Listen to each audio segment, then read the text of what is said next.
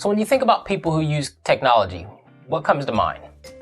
It's usually a computer programmer who's typing away at a computer screen writing code. But have you ever thought about how much technology a doctor uses? I mean, think about it. CAT scans, EKGs, all kinds of different medical equipment is reliant on technology. So let's hear from a medical doctor to learn more about how they use technology to save lives. Hello, my name is Dr. Rachel Bengtzen, and I'm a physician. My background is in emergency medicine as well as sports medicine.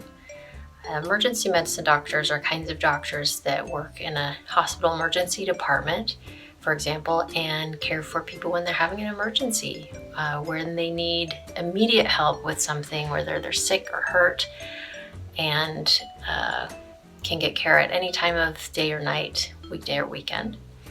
And in sports medicine, I work in a clinic where I take care of athletes who are injured or need help with their medical problems to help them exercise or do their sport to the best of their ability, as well as non-athletes who have hurt themselves or are having trouble to getting started with exercise. I've been doing work as a doctor for about 10 years after I finished my training. And medicine is an interesting field to go into because you get to do a lot of school. After high school, there are 4 years of college, and then there are 4 years of medical school. And after medical school, you are a doctor, but you're not done yet. You get to then choose which area of medicine is most interesting to you that you want to learn to do. You might be familiar with pediatricians. Those are doctors who did after medical school training in a residency about how to take care of kids especially. I chose to do mine in emergency medicine. And then after that, there's always more you can learn. And I decided to do what's called a fellowship, which gave me training in sports medicine. And so that's how I became an emergency and a sports medicine physician. And since then, I've done about 10 years of work in those two fields. If you want to pursue being a doctor, you should know that it is an absolute privilege and a gift to get to care for people at their time of when they need the help the most. When they're sick or they're injured and just not feeling good, it's really an honor to get to be someone who can know what to do or help figure out what to do. And it's also important that even for as much as you learn and as much as you know, there's always more to learn. And so even when you've chosen a career and are in it, there's more I'm learning every day to get better at what I do. And also our knowledge is always changing. So things that we thought were how the best way to do things years ago, now we may have more information from researchers, scientists, physicians that change how we care for patients. And that's how we improve on ourselves always and improve on the help that we're giving to other people. The kind of technology that I use in my job is computers. We use that now to record what happens for a patient when they come to see us. It used to be that we would have these big ring binders filled with papers that would just get added up and they'd go kind of to the records room, and when the patient came back for another visit, we'd go pull that out and try to add to it. And now we don't have to figure out what someone's handwriting was before. We can read the typing in the computer. Tablets are also becoming used and more in the hospital.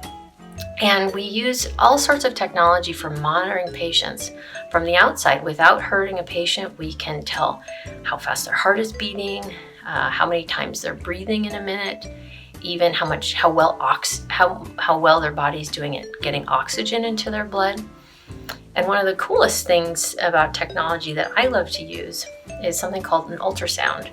And an ultrasound is a machine that now I can bring into a patient room and use myself with a patient to examine them. And it's a technology where you have a transducer, which is something you hold in your hand, that sends out sound waves. They're at a frequency that we can't hear them, but what they do is they send sound waves. Let's say I put it on someone's over their heart, and I'm looking to see what their heart looks like. I can put the transducer over their heart, send sound waves out, and that transducer can also do the reverse. It can receive the sound waves that have bounced back and interpret them and figure out what that means, make it into an electrical signal, and then create an image that shows me what their heart looks like. And it can show, kind of like a movie, you can see it moving.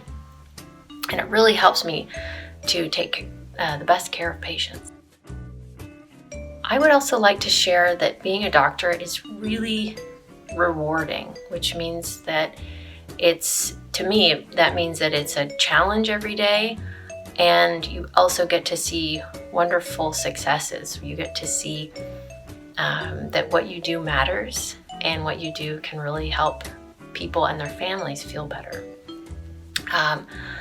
One of the things that I really enjoy about being a doctor is that you get to work with a whole team of other people.